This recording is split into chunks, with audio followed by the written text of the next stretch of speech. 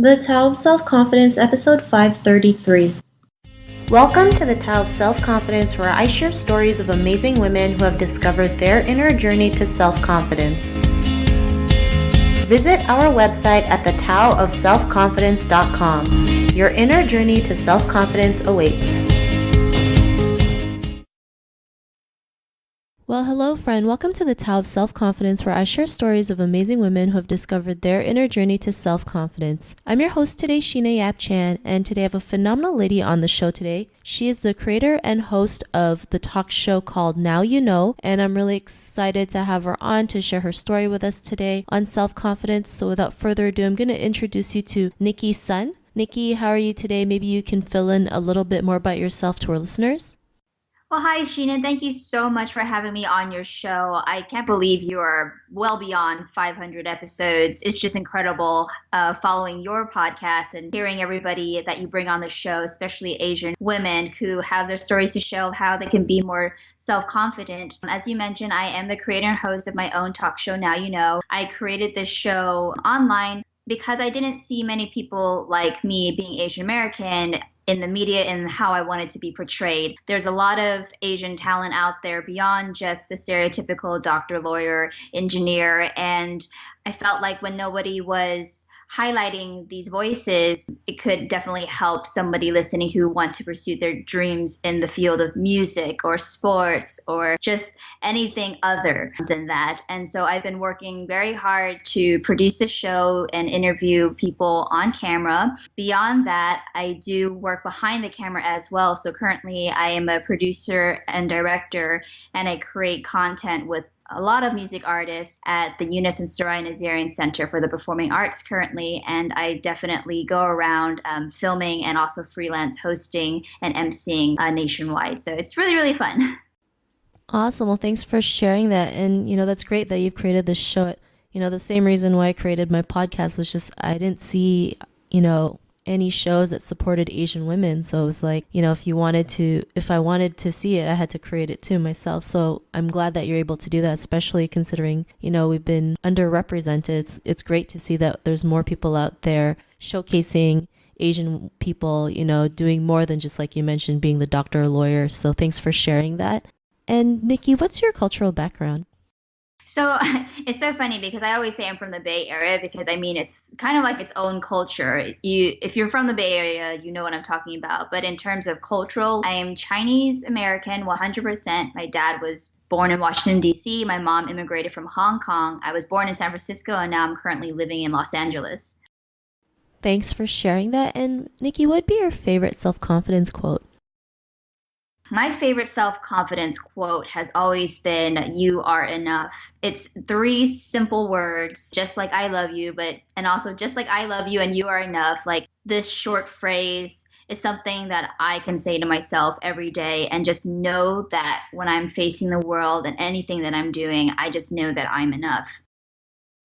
Thanks for sharing that. And, those three simple words are super powerful, especially, as women, as Asian women, we never feel like we're enough. We feel like we need to do and be more, not realizing like who we are is just more than enough. So thanks for sharing that. And in your own words, how do you define self-confidence? There's many different ways, but I guess just going off of the same confidence quote, that's my favorite. That is literally how I define self-confidence, is knowing that you are enough. And when you know that you're enough, like that is all the self-confidence you need. You don't have to prove yourself to the world. It's knowing that you are who you are and that's enough. Thanks for sharing that great definition. And Nicki, what was your life like before your discovery of self-confidence? So for me, I was incredibly lucky to have parents who supported me and made me feel that I can do anything. I didn't have the stereotypical tiger parents. I just naturally wanted to do good in school on my own naturally. So I guess that kind of helped and it got me out of trouble.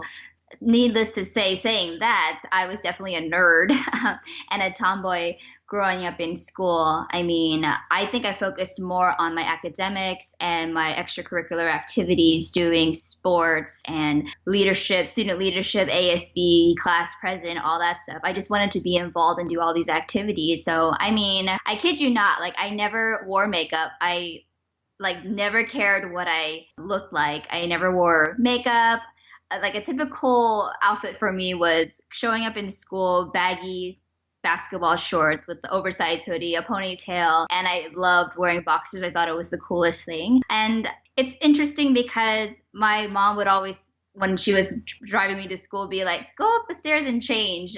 Doesn't look good. And I really was like, I do not care. And I guess from that point, it's like I didn't really care what people thought about me because I was doing well in school. I was like having fun. It also saved me a lot of time getting ready in the morning because, I mean, come on, ladies, like when you do your hair and makeup, I do not know how someone does that. It wasn't until my friend in college like introduced me to makeup and all that stuff that I started caring a little bit more. But I have to say that my life before figuring out how I wanted to present myself to the world, which is kind of, to me, self-confidence, I just kind of didn't care. And now saying that I care a little bit more, it's just more because I care about how I present myself to the world. And knowing that in high school, I realized that, I wanted to see more people like me on screen. And if I don't figure out how to present myself to the world where I'm approachable and somebody who I'm proud to represent on screen, then I need to shape up and figure that out. So not that I care more about how I look, it's how I present myself to the world, and that helps me interact with other people and be in the world a little bit more self-confident.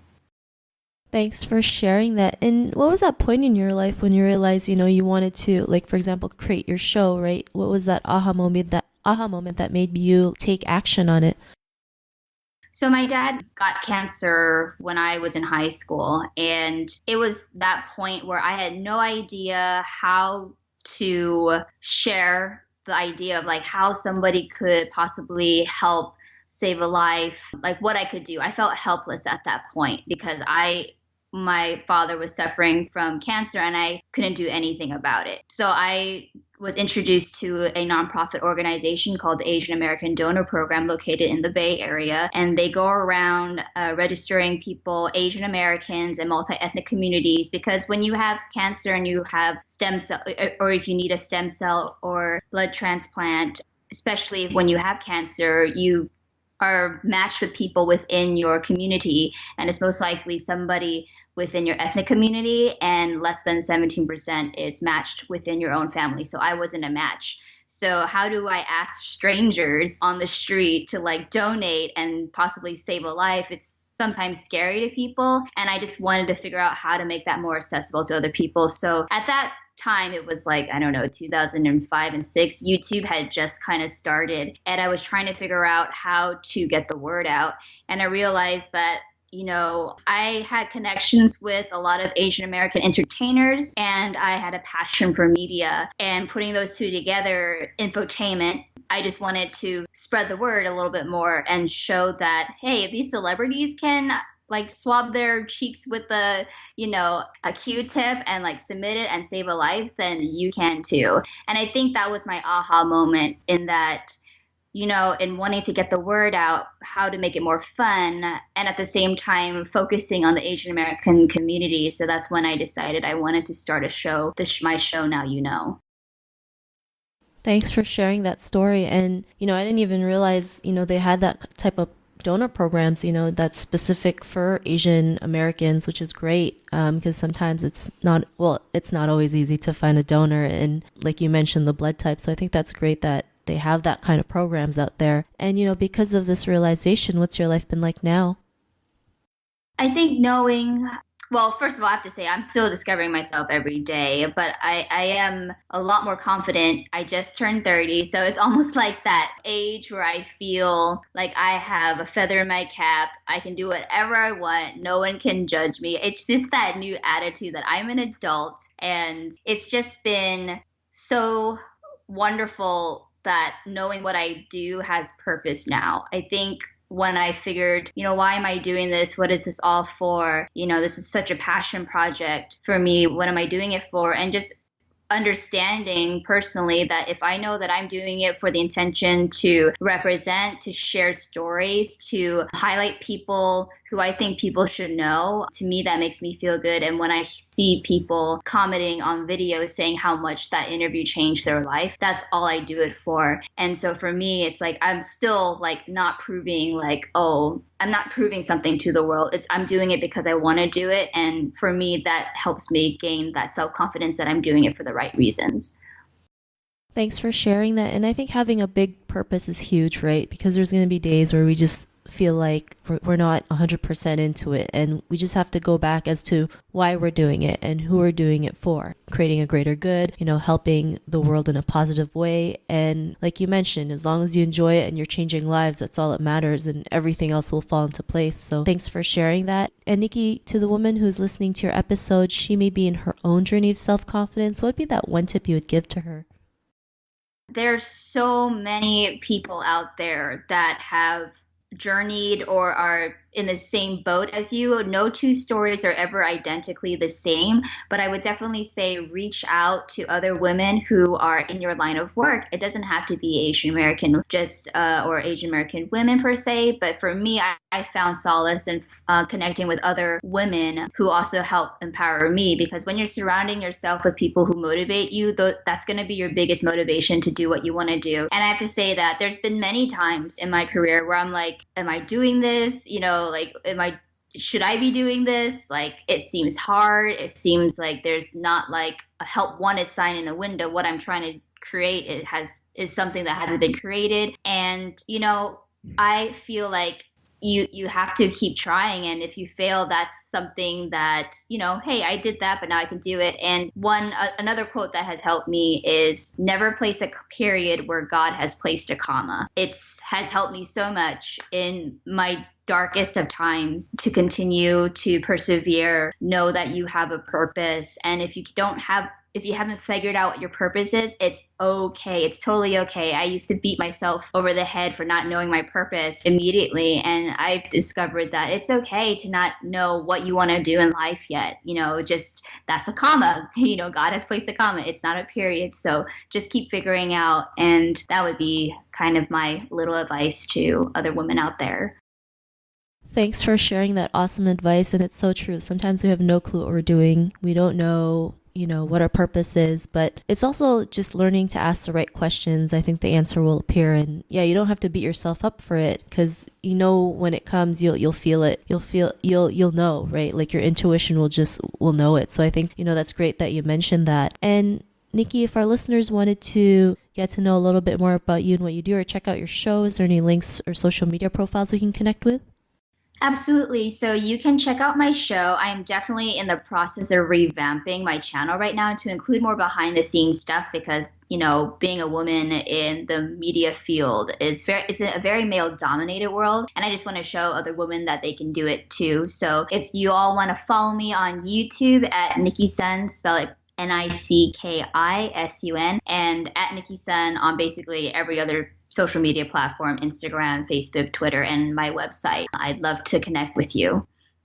Awesome. Well, thanks for sharing that. And to our listeners, if you want to connect with Nicki, you can also head on over to the taoselfconfidence.com and search for Nicki's name. Her show notes will pop up along with everything else that we talked about. And I'm just really grateful for Nicki today to come on the show and share her story with us and tips on self-confidence. So thank you so much, Nicki. Yeah, well, thank you so much, Sheena, for having me on the show. It's just been a pleasure chatting with you and just hearing everybody else. And just kudos to you for having a show like this and having the ability for women to share their voice on your platform. We really appreciate it.